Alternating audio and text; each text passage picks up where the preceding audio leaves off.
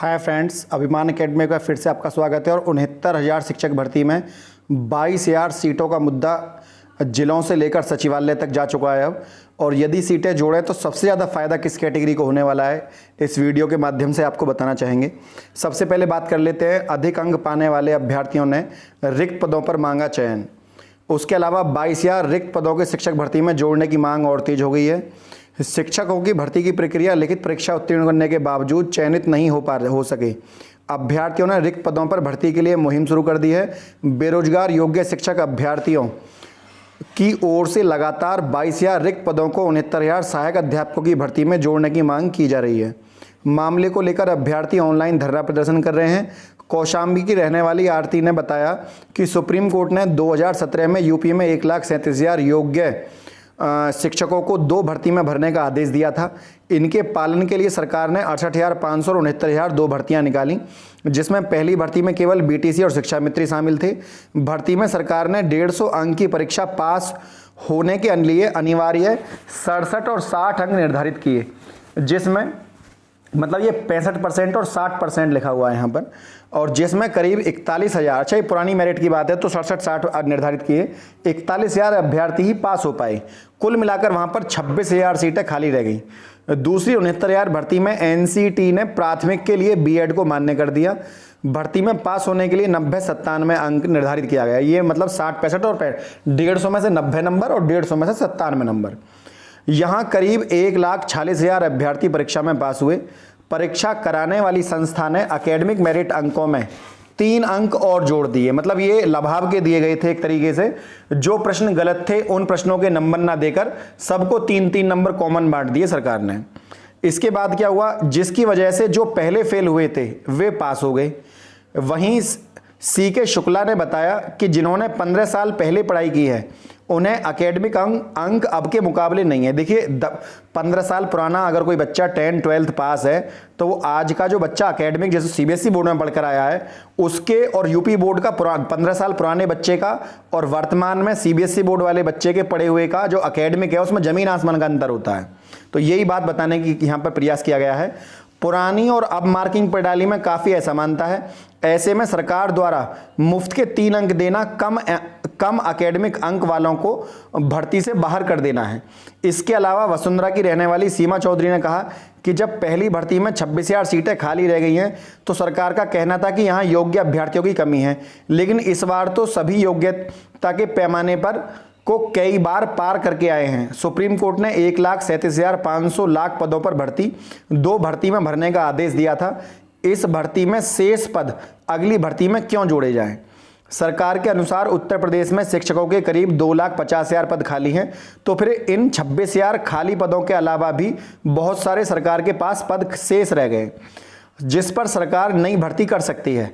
सरकार से मांग है कि रिक्त पदों को 69,000 भर्ती में जोड़ा जाए और मामले में जिले के हजारों अभ्यर्थियों की ओर से ऑनलाइन प्रदर्शन किया गया।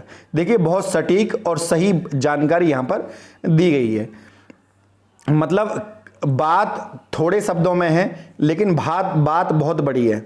उधर देखिए 69,000 शिक्षक भर्ती में रिक्त पदों को जोड़कर सरकार यहाँ भर्ती करे अलग अलग माध्यम से।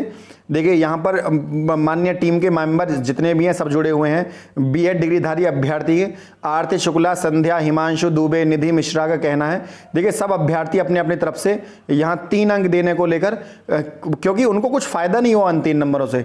जो प्रश्न गलत थे उनके नंबर तो दिए नहीं, और जिनका एकेडमिक अच्छा था वो 3 नंबर पाकर सिलेक्शन पा गए।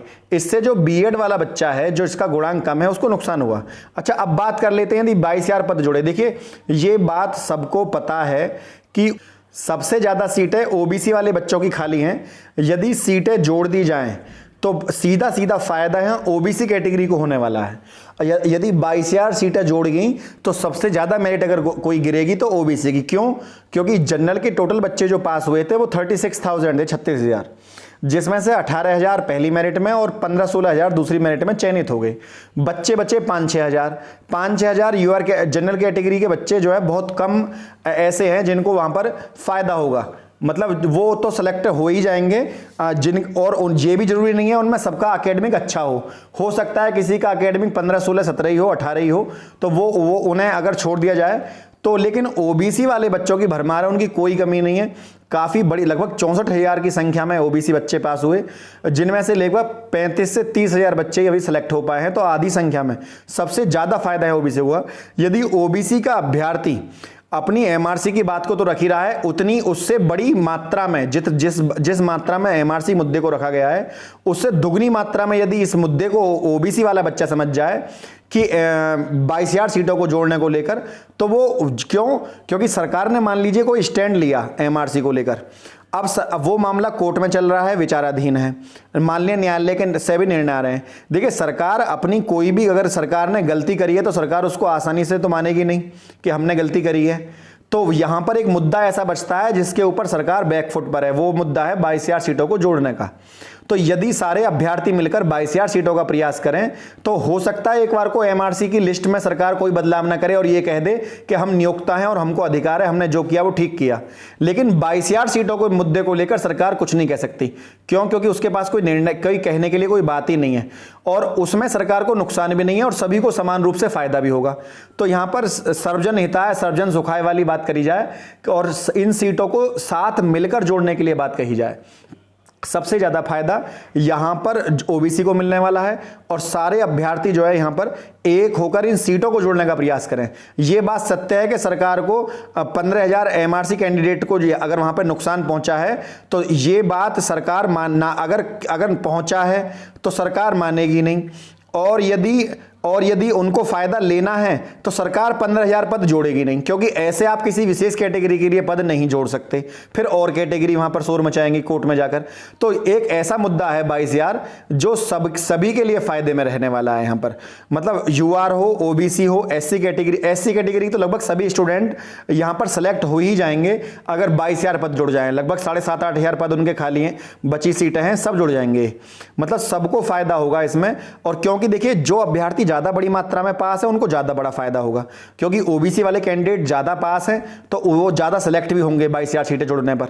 तो जो ज्यादा पास है उनसे सीटें ज्यादा भरेंगी, जो कम पास है उनसे सीटें कम भरेंगी। जब वो हैं ही थोड़े तो उनसे सीटें कहां से भर पाएंगे वो।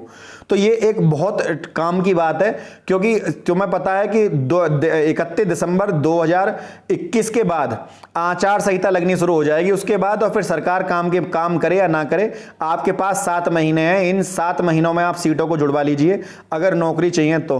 कुछ अभ्यर्थी ये सोचकर बैठे हैं कि हमारा थर्ड काउंसलिंग में लिस्ट में नंबर आ जाएगा, और थर्ड काउंसलिंग में नंबर आ जाएगा तो हमें यहां पर फायदा होने वाला है। मैं बता दे रहा हूं कि यदि थर्ड काउंसलिंग में नंबर नहीं आया तब भी आप लौटकर 22,000 सीटों पर ही आओगे। यदि थर्ड काउंसलिंग में ही जुड़वा ली जाए तो उससे अच्छा कोई बात नहीं है। हर अभ्यर्थी को नौकरी चाहिए अपने स्तर से, और हर अभ्यर्थी की सोच विचार एक ही है। ऐसा ना हो कि आप ओबीसी, एससी और जनरल और यूआर कैटेगरी करके आपस में लड़ते रहो और उधर इलेक्शन आ जाए और सरकार नई भर्ती निकाल दे और पुरानी का सुध लेना सरकार छोड़ दे। जिस दिन भी सरकार ने नई विज्ञप्ति निकाली, सरकार पुरानी भर्ती को ठंडे बस्ते में डाल देगी। उसके बाद इस मुद्दे को सरकार हो सकता है ना सुने। ठीक है, तो ये बहुत ही इंपॉर्टेंट बात है, आप इसको समझिए मौके की नजाकत को देखते हुए। और सभी अभ्यर्थी इस मुद्दे को सोशल मीडिया के माध्यम से और या पत्राचार के माध्यम से या अपने सांसद महोदय जिससे भी आपके संपर्क हैं उनसे कहकर इन सीटों को जुड़वाने का प्रयास करिए। फ्रेंड, यदि वीडियो आपको अच्छी लगी हो तो वीडियो को लाइक, शेयर और चैनल को सब्सक्राइब करना ना भूलें। आज के लिए इतना ही। जय हिंद, जय भारत।